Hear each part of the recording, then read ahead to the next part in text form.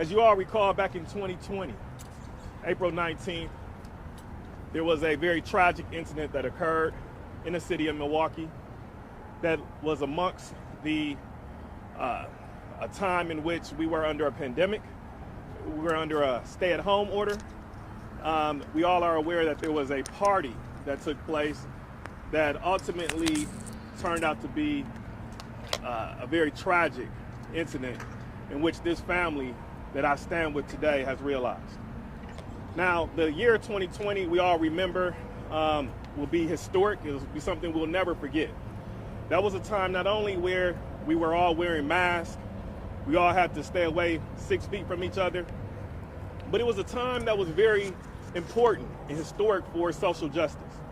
It was a time where at these same courthouse steps that we were at, galvanized, brought together many different families, organizations for the interest of justice. We recall the George Floyd situation taking place.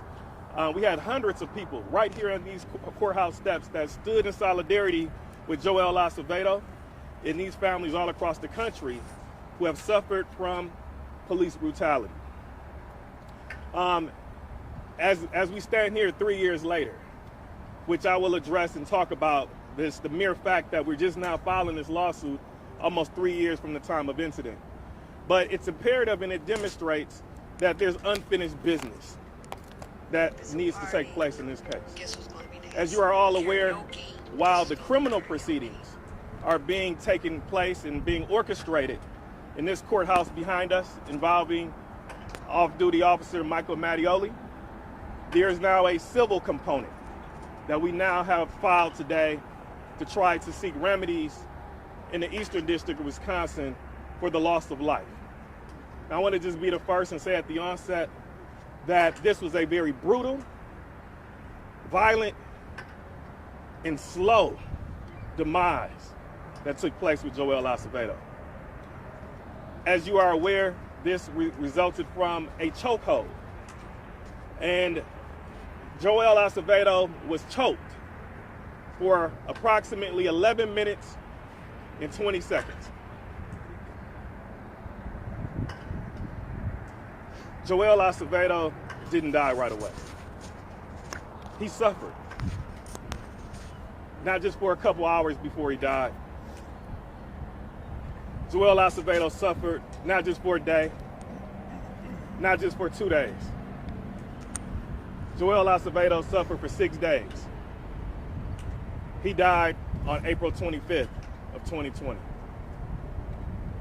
As a result of that, in the practices and the policies that the City of Milwaukee Police Department maintained, the use of rear chokeholds, naked chokeholds, that wasn't just used on Joel Acevedo. This has been a pattern, it has been a practice that this city has allowed for years. You don't have to place an individual in a chokehold to restrain them. And that's just not my opinion. That is just not the position of the Acevedos or the supporters and community organizations in this city. There was a unanimous vote by the Milwaukee and Fire Commission back in 2021 that came to the same conclusion, that there's no exception for chokeholds to be used in this city.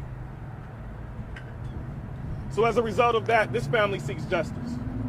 We now turn to the civil justice system. We now turn to the Eastern District of Wisconsin to try to seek a recovery for the loss of life in this instance. Now I want to just retract back a bit as to why does it take 3 years for us to now just file a lawsuit.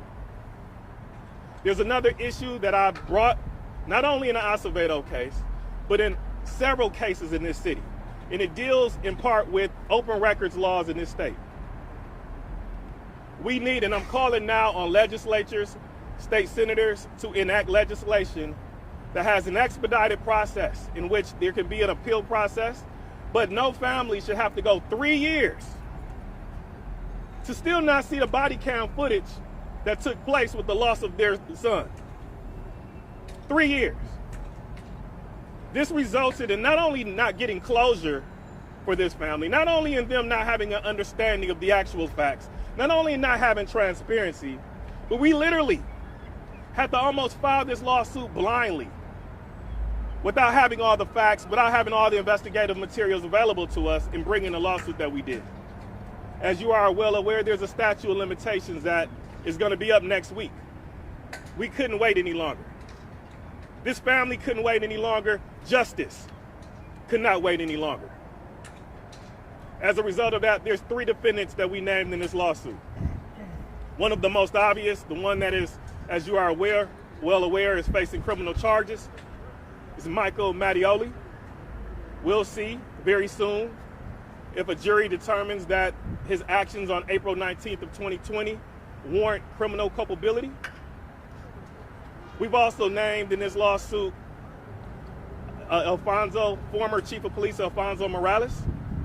We believe that he was well aware that these practices, these procedures, these chokeholds were being orchestrated, not only on April 19th, but for years. It did not move and act to make sure that that was precluded. Finally, Officer Robert Roach. That was an on-duty officer, that was an arriving officer on that date. He came to the scene, and we believe that he deferred from acting immediately to prevent Michael Mattioli from orchestrating this rear chokehold. We believe for almost 22 seconds. That's just a couple seconds that I just paused for. But for 22 seconds, there was no instruction for Michael Mattioli to get up. There was no instruction for him to release this chokehold. And Joel continued to suffer these additional 22 seconds. Now, when we're talking about airwaves being cut off, when we're talking about being choked, every second matters. And we believe that the failure to intervene by what we believe to be 22 seconds could have been determinative on whether Joel would have been with us today. In sum, that is the basis and the premise of our case, our call to action.